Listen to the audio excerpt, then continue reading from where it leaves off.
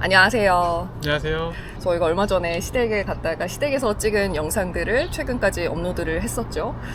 그리고 오랜만에 이렇게 밖에 나와서 카메라를 켰습니다. 주말이어서 오빠랑 커피 한잔 하러 왔어요.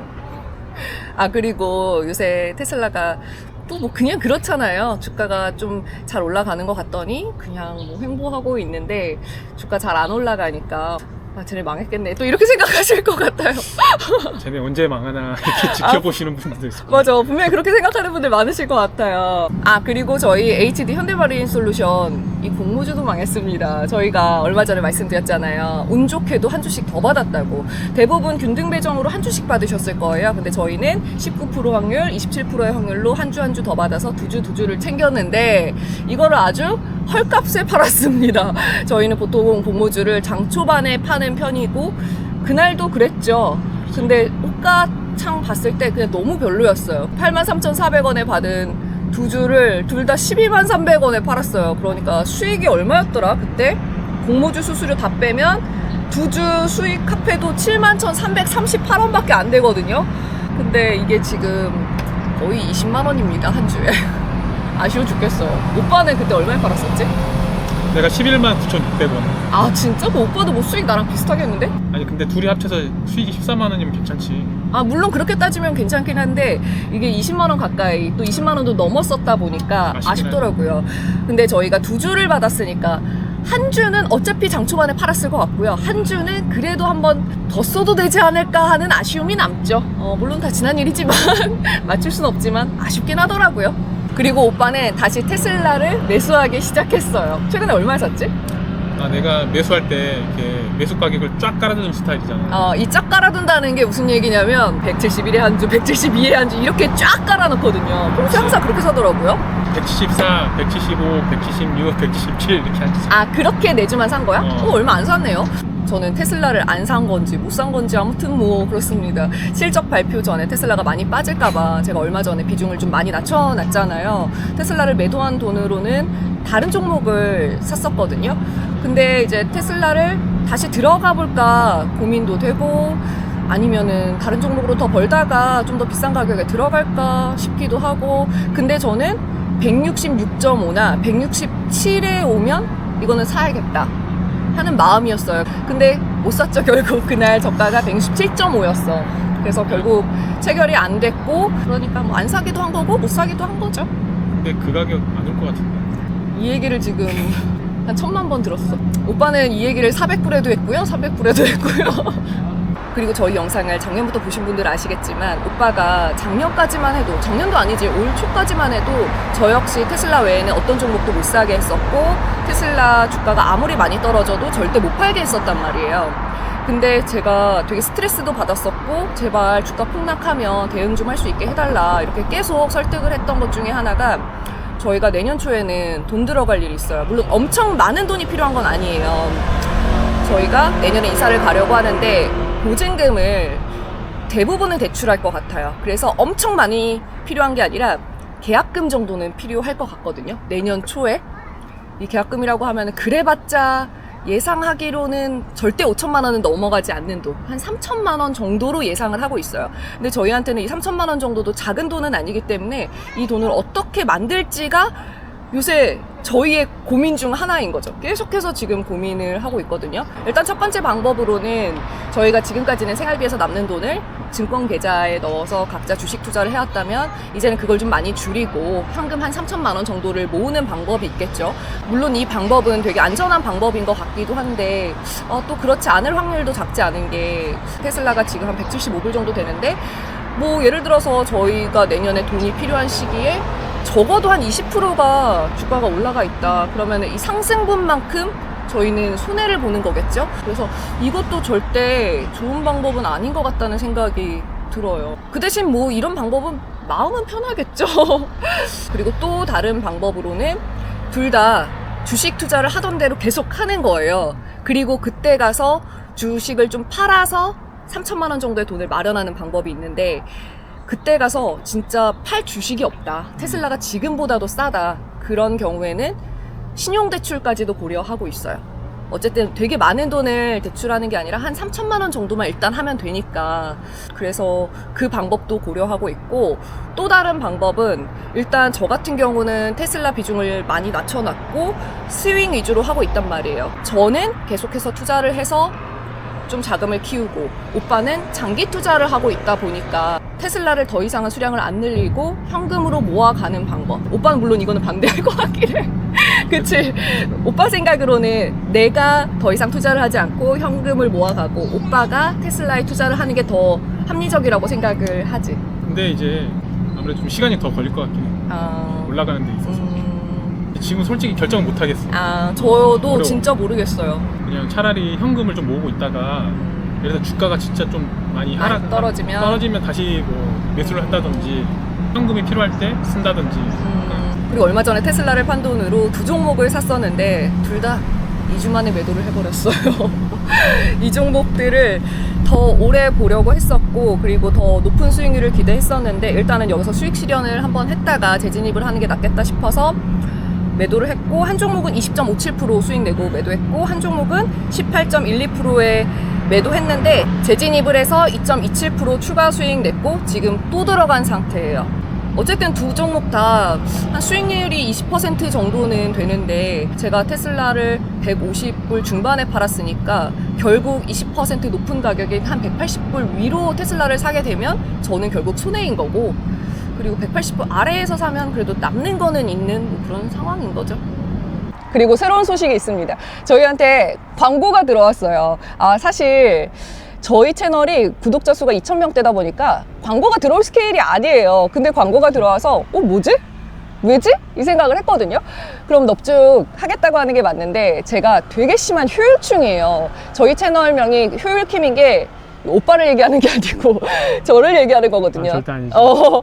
저희가 좀 심한 효율충이다 보니까 제가 광고를 진행해서 얻는 혜택 대비 제가 하는 얘기를 듣고 별로인 선택을 한다거나 아니면 잘못된 소비를 하는 분이 많으면 저는 그건 정말 비효율적인 일이라고 생각을 하기 때문에 이 광고가 뭐 저한테 혜택을 가져다 준다고 하더라도 진행을 하지 않는 게 맞다고 생각을 해요. 저는 제 성격이 그렇다 보니까. 근데 마침 들어온 아이템이 저는 괜찮은 아이템이라고 생각을 했어요. 그 대신 광고 담당자분께 말씀드렸던 게 뭐냐면 이게 좋다 제가 그 정도로 강조하길 원하시면 저는 못할 것 같다. 그 대신 그냥 솔직하게 이건 어떻다 정도만 얘기해도 된다면 하겠습니다 라고 말씀드렸거든요. 그래서 하게 됐습니다. 저희가 오늘 소개할 건 휴대폰 앱에서 차를 팔 수 있는 헤이딜러입니다. 근데 이거 많이들 알지 않을까? 그래서 저희가 소개하는 게 별로 의미가 없을 것 같다는 생각도 했어요. 저희 또래인 뭐 30대, 40대 분들 그리고 20대 분들은 아마 많이들 알고 계실 것 같고 잘 모르는 분들은 아마도 TV에서 한소희 씨랑 김혜수 씨 나오는 광고 보고 뭐지? 헤이딜러? 저게 뭐지? 그냥 이 정도로만 알고 계실 것 같은데 저는 그래도 저희가 소개를 하는 게 괜찮겠다고 생각을 한 건 뭐냐면 50대, 60대 분들은 잘 모르실 수 있거든요. 그래서 만약에 부모님 세대가 차를 팔려고 한다 이런 앱이 있다는 것 자체를 모르니까 그냥 딜러를 직접 만나서 견적을 받고 차를 파는 방법밖에 모르실 수 있어요. 그러면 적어도 저는 자녀된 도리로서 좀 해드리는 게 맞지 않나 생각이 드는데 헤이딜러 앱에서 뭐 이것저것 본인만이 직접 정보를 입력할 수 있고 그러면 되게 불편하잖아요. 자식으로서 해드리기가. 근데 차 번호랑 이름만 넣으면 되기 때문에 그냥 엄마 아빠 대신 내가 한번 해서 엄마 아빠가 실제로 직접 딜러를 만나서 받은 견적에 제대로 타당하게 받으신 건지를 그래도 한번 확인하는 과정이 있으면 좋지 않을까. 그러니까 만약에 저희가 차를 판다고 하면은 딜러 만나서 견적도 받아보고 그리고 헤이딜러 앱에 올려서 회원 딜러들한테도 견적을 받아보고 다 할 것 같아요. 할 수 있는 건 다 할 것 같아요. 이렇게 좀 여러 가지 방법을 쓰는 게 되게 시간이 많이 들어가고 비용이 들어가고 그러면 모르겠는데 헤이딜러는 일단 서비스 자체가 무료고 뭐 감정평가사가 나와서 감정해주는 것도 무료고 출장비도 무료고 딱히 돈 들어갈 일도 없고 이거야말로 완전 저는 저비용 고효율이라고 생각을 해서 이 아이템을 소개하면 좋겠다고 생각을 해서 이렇게 오늘 소개하게 됐습니다. 그리고 헤이딜러는 차 경매 시스템이다 보니까 이 차를 내가 얼마에 매입을 하겠다 딜러들이 저마다의 가격을 올린단 말이에요. 그중에 제일 높은 가격에 입차를 한 딜러한테 팔면 되니까 좀 더 합리적인 가격에 팔 확률이 높지 않을까. 그리고 연식이 오래된 차나 주행거리가 너무 긴 차 있죠. 그런 것도 팔 수 있겠더라고요. 저희 아빠가 차를 좀 오래 타셨어요. 그래서 제가 헤이딜러에 혹시나 해서 한번 넣어봤거든요. 아빠 차 번호랑 아빠 이름은 아니까 2012년형이고 이렇게 정보가 쭉 나오는데 11년에 사셨더라고요. 53만 6,200km를 타셨거든요. 근데 예상 시세가 나오진 않았어요. 이 정도 킬로수가 되는 차가 흔하진 않은가 봐요. 근데 비슷한 차 견적 결과가 이렇게 나왔는데 이거 봐. 우리 아빠랑 완전 비슷한 조건이야. 2011년형 그리고 저희 아빠 차도 최고급형인데 최고급형 49만 킬로. 근데 510만 원이 괜찮지 않아? 괜찮네. 완전 괜찮지 않아? 무조건 저희 아빠 차 정도의 조건이면 이 정도 금액에 팔 수 있다는 건 아니겠지만 어쨌든 회원 딜러가 워낙 많다 보니까 팔 수 있는 가능성도 높아지는 것 같아요. 그래서 되게 의외였어 이거는. 그리고 헤이딜러에 차를 올리는 것 자체가 너무 간단해요. 일단 저희는 차를 팔 계획이 없습니다. 왜냐면 저희 주식담보대출 있는 거 아시죠? 고정비가 만만치 않기 때문에 새로운 차를 살 여력이 안 돼요. 근데 저희 언니네가 차가 2대인데 한 대를 팔지 말지 그냥 계속 고민만 해왔어요. 지금 당장 팔려고 하는 건 아닌 것 같은데 아무래도 내가 차를 팔면 얼마는 받을 수 있는지가 확인이 되면 결정을 하는 데에도 도움이 되지 않을까 싶어서 저희 언니 차를 제가 한번 넣어봤거든요. 이렇게 언니 차 번호랑 이름만 넣으면 되고요. 2018년형 QM3고 2018년 11월에 매입을 했고요. 그리고 스페인의 바야돌리드 공장에서 생산이 됐고요. 그리고 정기검사 이력까지 나오네요. 2022년 11월에 했고, 그리고 주행기로 5만 킬로라고 나오는데 실제로는 7만 킬로 정도 탄 차거든요. 어차피 이거는 감정평가사가 나오셔서 직접 주행거리를 확인하시기 때문에 크게 문제가 되진 않고, 그리고 경매 방법을 선택할 수 있는데 셀프는 직접 차 사진도 올리고 정보를 올려서 입차를 받는 거고요.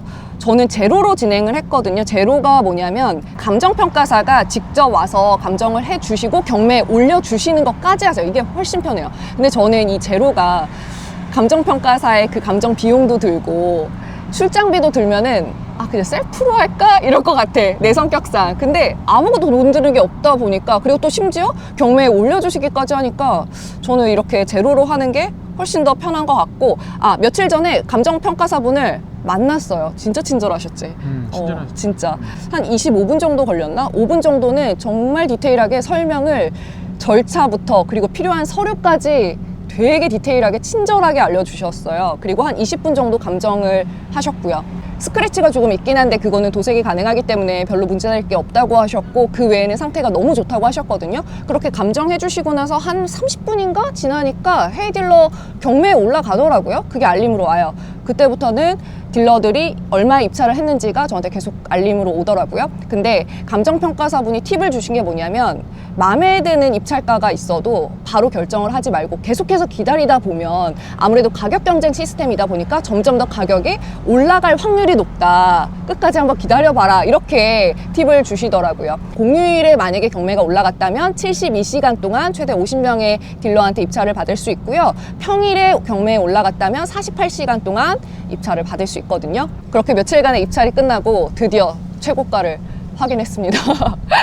7만 킬로 정도 탄 소형 SUV인 QM3 2018년형은 가장 높은 가격이 842만 원으로 나왔어요. 괜찮지 않아? 괜찮네. 괜찮죠.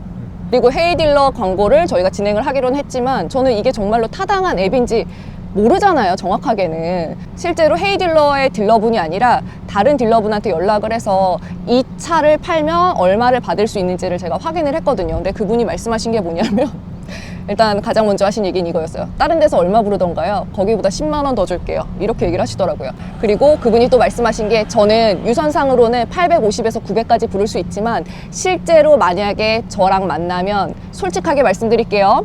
아마 저는 700에서 750을 부르게 될 거예요 라고 얘기를 하시더라고요. 스크래치당 어떤 딜러는 25만 원씩 감가를 하고 어떤 딜러는 뭐 10만 원씩 감가를 하는데, 그래도 그 딜러분은 스스로 말씀하시는 게 나는 나쁜 사람이 아니다. 그래서 10만 원씩만 감가를 할 거기 때문에 어떤 차건 스크래치가 없을 순 없으니 자기가 예상컨대 적어도 700은 무조건 줄 수 있고 아마 한 750 정도로 예상을 한다. 이렇게 얘기를 하셨어요. 그 얘기를 듣고 842만 원이라는 견적을 받았으니 너무 만족스러웠던 거죠. 그리고 감정평가사가 감정한 이후에 입찰을 한 거기 때문에 딜러는 절대로 금액을 바꿀 수가 없어요. 842만 원에 제가 팔겠다고 결정을 했으면 1원의 감가도 없이 그 금액 그대로 계좌에 들어오고 딜러를 만날 일이 없습니다. 이렇게 딜러들의 입찰이 끝나면 차를 팔지 말지 3일 내에 결정을 하면 되고요. 결정을 했으면 탁송기사님이 오셔서 차를 가져가시는데 탁송기사님이 오시기 전엔 당연히 취소 가능하고 그리고 탁송기사님이 차를 먼저 확인하시고 15분 내로 입금이 된다고 하더라고요. 저는 제 성격상 감정평가사의 출장비라던가 감정해 주시는 거라던가 이런 것도 다 돈을 내고 해야 되면 그냥 뭐 굳이 이런 마음일 것 같아요. 제 성격상. 근데 아예 무료 서비스예요. 돈을 내는 게 아무것도 없어요. 그냥 모든 게 무료이기 때문에 나중에 딜러를 직접 만나서 견적을 받는다고 하더라도 일단은 그 금액이 타당한 건지 아닌지도 모르잖아요. 그러니까 헤이딜러 앱에 올려보고 아, 이 차는 얼마는 받아야 되는 차구나 확인을 하는 게 당연한 거 아닌가라는 생각이 듭니다. 나도 우리 차 팔고 싶다. 무슨 소리십니까? 새 차 사면 안 돼? 갑자기 왜 그 얘기가 그렇게 되죠? 안 돼. 주식담보대출만 없었어도 아니야 그래도 나는 지금 차를 더 타는 게 맞다고는 생각을 하는데 저희 차 10년 된 차거든요. 더 타야죠. 근데 고정비가 너무 크기 때문에 차를 바꿀 수가 없습니다. 아, 할부로 살려면 얼마야 할부금이. 그걸 어떻게 사. 근데 언젠가는 팔겠지. 아 지금 차를 그치. 근데 나는 최대한 타다가 내연기관 차가 너무 제 값을 못 받을 것 같다 그러면은 그때는 뭐 적당히 넘기는 게 더 이득일 거라는 생각은 하는데 꿈도 못 꿔. 안 돼 안 돼. 테슬라 주가가 많이 올라가면 그냥 차 바꿔버리고 싶어? 당연히 그러지. 아 그래? 나는 아니야. 차는 그냥 이동 수단이니까 최대한 탈 것 같아. 우리가 또 차를 많이 쓰는 사람이면 전기차가 더 이득일 수도 있는데 우리는 그러진 않으니까. 그냥 나는 일단 전기차를 사고 싶다는 게 커. 근데 저희 영상 댓글에 뭐 전기차 시장은 망했다느니 뭐 이렇게 남기시는 분들도 있는데 전기차 시장이 앞으로 어떻게 될지 이거는 저는 뭐 무조건 확신. 뭐 하이브리드 아니 무조건 전기차. 저는 그렇게 생각을 하고 제가 다만 조금 불안해했던 건 그거죠. 주가는 좀 다를 수 있다는 거죠. 대시세를 줬던 종목이니까. 아무튼 저희는 이 한 3천만 원 돈을 모으는 걸 어떤 방법으로 해야 될지 전혀 결정을 못 하겠어요. 일단은 좀 시간이 남아 있으니까 주식을 매수해가지고 그때 가서 팔면 되지 않을까 생각하고 있어. 오빠가 말하는 이 주식이 오빠는 테슬라, 나는 테슬라가 아닌 지금처럼 다른 종목. 근데 우리가 돈이 필요할 때 둘 다 투자한 게 괜찮아. 그러면 주식을 팔아서 그 돈을 만들 거야? 아니면 신용대출을 받을 거야? 대출 받고 싶지? 대출 사랑합니다. 아니야 근데 우리는 더 이상 늘리면 안 돼? 더 이상 대출을 늘리면 안 돼. 그건 그래요. 그냥 욕심은 내려놓고. 내가 하고 싶은 말이에요. 왜 이렇게 욕심을 못 내려놓으십니까? 그러면 100% 본인은 테슬라 못 파니까 제가 갖고 있는 스윙하던 종목 다 정리하라고 할 겁니다. 분명히. 당연한 거 아니야? 그럴 줄 알았어. 그럼 오빠는 계속해서 테슬라를 살 거야? 175불에도 사고 180, 185 계속 살 거야? 나는 그렇게 하는 게 맞다고 생각해. 꾸준하게 저희 영상을 보시다 보면은 얘네가 망하는지 아니면 그래도 좀 살림이 나아졌는지를 확인하실 수 있지 않을까? 아무튼 저희는 오늘 여기서 인사드리고 다음에 또 다른 영상으로 찾아뵙겠습니다. 시청해주셔서 고맙습니다.